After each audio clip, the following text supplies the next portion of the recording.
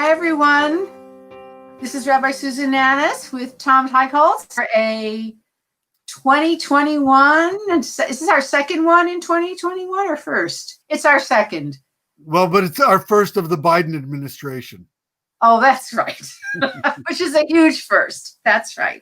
And we have some really great suggestions for you today and for the next couple of weeks. And we're going to have a guest, explain a program in a little while. But first, I want to start with something. I don't know. People don't always remember that January 27th is the International Holocaust Remembrance Day. That is the day that Auschwitz was liberated, I believe. Yeah. And so around the world, we have Yom HaShoah in Israel and here, but there's also International Holocaust Remembrance Day.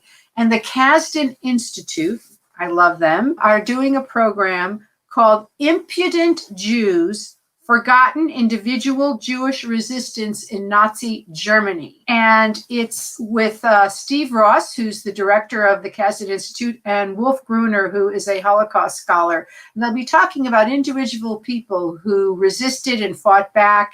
So that should be very interesting. They always have great programs. And then you're going to talk about another scholar in our midst. Rabbi Leder's new book called The Beauty of What Remains. I've written a review of the book. What I say about the book, which I recommend, is that Rabbi Leder has very much pursued this notion of taking the most mundane aspects of our life and trying to imbue them with more dimension, more gratitude, more understanding. This book is about a death, but it's also a very personal book. It grew out of a Yom Kippur sermon many of you might remember from a couple of years ago, and it deals with his father's death after 10 years of struggle with Alzheimer's, and it's a very candid book. Rabbi Leder admits that prior to his father's death, he didn't really fully understand how to mourn,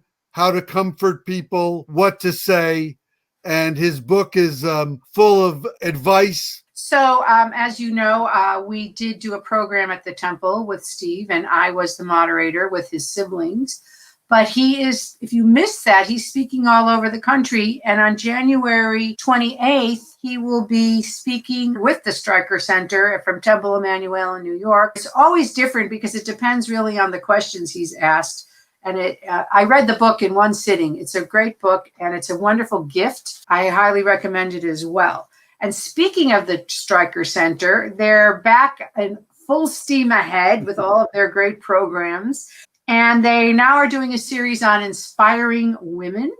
And on January 26th, they'll be interviewing Natalie Portman, who is born in Israel. She's played a lot of different Jewish characters. And then on February 1st, they're starting a series called This Is What Jewish Looks Like. And their first person they're interviewing is Rebecca Walker, who is the daughter of Alice Walker and Jewish civil rights attorney Mel Leventhal. I did not know that Alice Walker was married to a Jewish man. I did not know she had a daughter who wrote a book. Rebecca Walker's book is Black, White, and Jewish. So it should be very interesting, especially at this time. And it's worth noting that Alice Walker, who is a Black writer, most famous for The Color Purple, has often taken stances against Israel. And for many, many years, I don't know if it's still true, Alice Walker did not allow The Color Purple to be translated into Hebrew and sold in Israel. So it will be interesting to see how her daughter addresses all that if she does. And she obviously identifies as Jewish. She's doing something at Temple Emmanuel under This Is What Jewish Looks Like. So it should, I'm definitely going to watch that. So Tom, what have you been watching?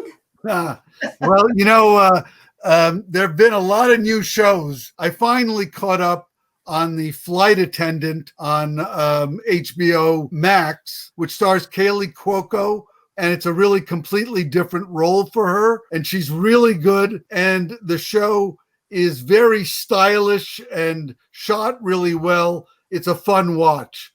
Netflix premiered a great new show called Lupin, And just like Benedict Cumberbatch reinvented a contemporary Sherlock, this is a contemporary reinvention about the gentleman thief. He's played by Omar Sy, who was the black actor who appeared in the French movie Les Intouchables, which was a movie remade with Kevin Hart. And it's really stylish and well shot and fun, and I've really enjoyed that. By contrast, there's a new movie called Locked Out with Anne Hathaway, and I thought it was just awful. It was made in 18 days in quarantine and just not worth watching, not good. Now, something that's not good, and yet I seem to be watching it addictively, is the Netflix soap opera set in a ballet school. Once again, my ballettoman tendencies resurface. And it's got every cliche imaginable about ballet and ballerinas, but it's so trashy that it's hard to kind of stop watching. So I watched two wonderful films, very different. I watched One Night in Miami, directed by Regina King, about the night that Cassius Clay won the heavyweight championship against Sonny Liston, and also announced that he was becoming a Muslim and changed his name to Muhammad Ali.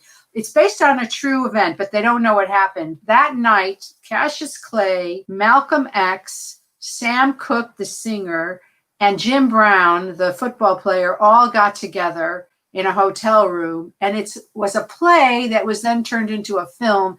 And what did they talk about and what happened in there? And it's fascinating. It's very thoughtful. It's very deep. It's a very interesting conversation. And everybody's being nominated for Academy Awards. So that's worth seeing.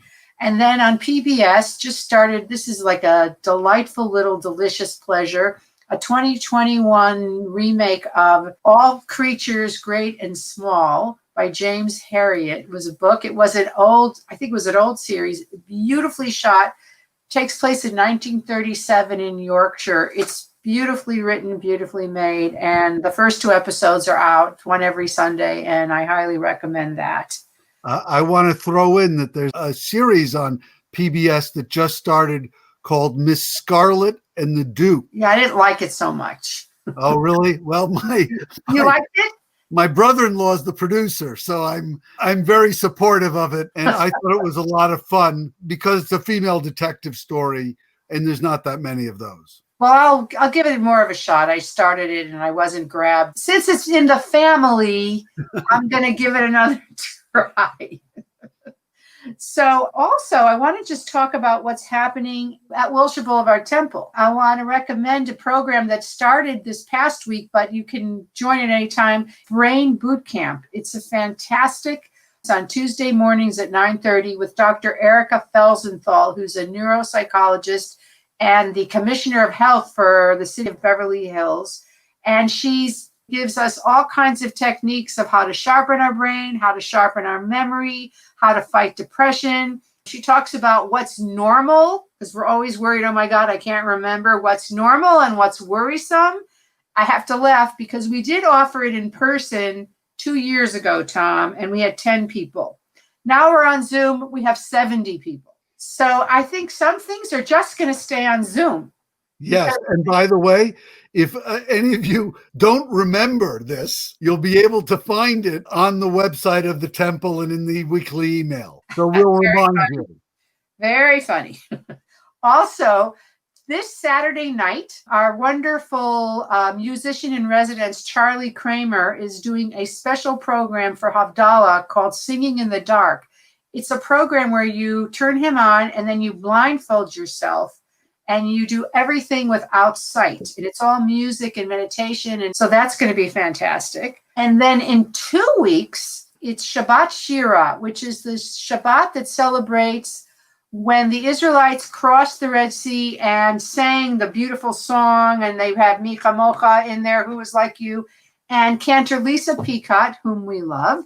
We love all our cantors, but she has gotten together with women cantors from all over the country to create a beautiful Shabbat service of songs. And all the congregations that these cantors belong to will all be watching it together. So our guest is a congregant, and she is the director of development at the Fowler Museum here at UCLA. And there's a very interesting project and panel that the Fowler is offering about mapping of LA, including the Jewish mapping of LA. You know, when we talk about mapping, it's a way to take information and history and knowledge and present it in a visual way where we're able to see and learn and make connections about that we wouldn't be able to just from those. So there's a whole new 21st century science and skill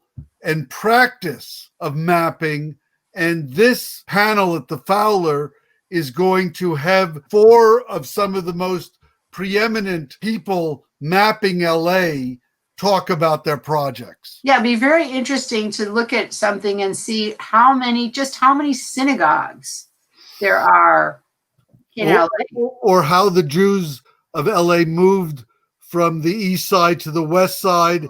Exactly. Or how many delis there are. Well, look, there used to be what we call coffee shops before Starbucks, right? Oh, yeah. I love coffee shops. Right? There's none of those anymore.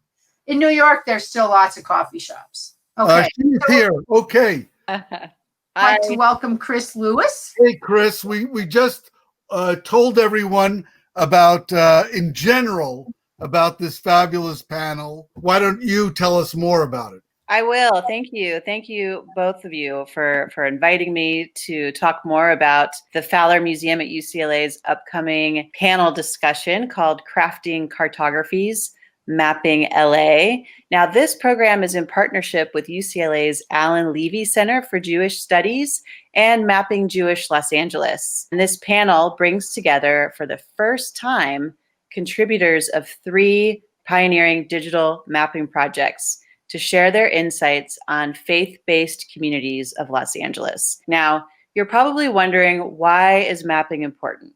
What is interesting about this? Now, it's an opportunity to discover hidden histories in the city. It helps us to preserve hidden archives so they can be accessible, inform research, teaching, community engagement. There are important, complex histories in LA that are not visible or accessible to everyone. So this is really getting to know LA in a richer way. And UCLA has a lot of mapping projects for people to interact with histories of humanity in LA, from sacred burial sites to beloved corner delis. So this program, it's a virtual panel discussion about the results of these digital projects so that we may better understand LA from a Jewish point of view, indigenous point of view, and a larger understanding of how people are expressing their religion.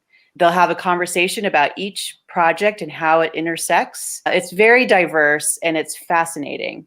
When is it? It's today at 4:00, 4 to 5:30. And you can RSVP on Eventbrite. You can also access that through our website.